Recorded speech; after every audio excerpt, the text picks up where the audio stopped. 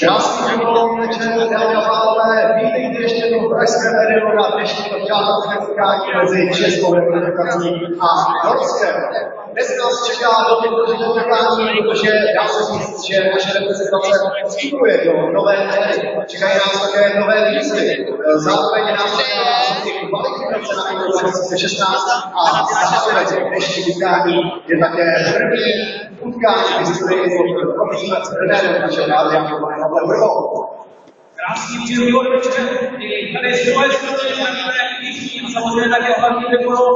Jak už řekl Jirka, dneska velká premiéra nového trenéra české reprezentace pana Pavla Vrly. Trenér, kterého si snad všichni čeští fanoušci přáli, že se otočným fotbalem